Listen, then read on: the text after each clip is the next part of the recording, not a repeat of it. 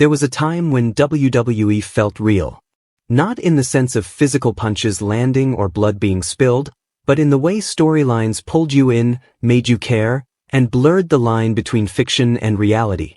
The Attitude Era and Ruthless Aggression Era defined what it meant to be emotionally invested in professional wrestling. Fans didn't just watch matches, they lived them. Every feud, every betrayal, every shocking twist felt authentic.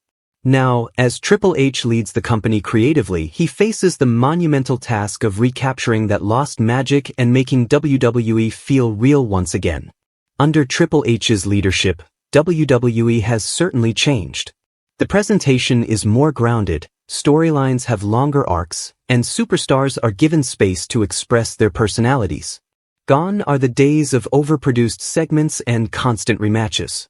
Instead, there's a focus on continuity and character depth, two elements that had been missing for years. Fans who grew up watching the intensity of Stone Cold Steve Austin versus The Rock, or the emotional storytelling of Shawn Michaels versus The Undertaker, can sense a familiar spark returning. Triple H clearly understands that wrestling isn't just about athleticism, it's about emotion. The key difference in Triple H's vision lies in how he's rebuilding trust with fans. For too long, audiences felt disconnected from WWE's product. Creative decisions often made no sense, and pushes seemed to come from backstage politics rather than organic crowd reactions. Now we're seeing a shift. Superstars like LA Knight, Gunther, and Sami Zayn are being rewarded for their popularity, not ignored. Even the women's division feels more purposeful, with stars like Rhea Ripley and Becky Lynch anchoring strong, believable storylines. The sense of logic, once absent, is finally making a comeback. However, reviving that real feeling isn't as easy as flipping a switch. Today's fans are more aware than ever of how wrestling works. Social media, leaks, and dirt sheets have exposed much of the magic that once fueled the industry. In the late 1990s, a storyline like Austin vs. McMahon felt personal because fans weren't sure where the line was drawn. Was it scripted, or was it real hate? Today, that suspension of disbelief is harder to maintain. Triple H has to find ways to make fans forget what they know, to immerse them so deeply that they feel again. One of the best examples of this attempt is the Bloodline saga.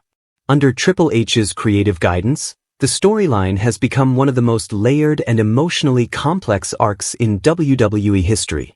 It's a modern masterpiece that brings back that sense of realism, a story about loyalty, betrayal, and family pride.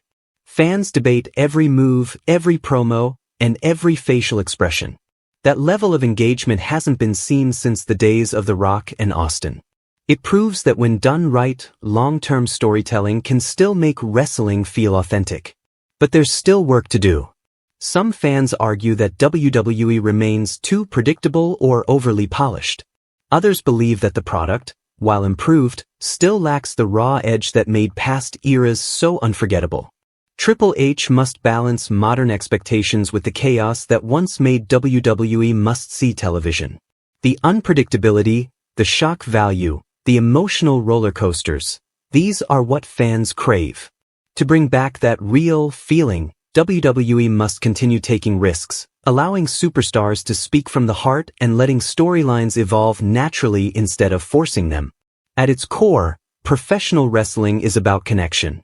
When fans feel something, anger, sadness, joy, surprise, they invest their hearts. Triple H's new era has rekindled that spark, but keeping it alive will require constant evolution. He has the tools, the talent, and the trust of fans. Now, he just needs to keep delivering moments that make the audience believe again.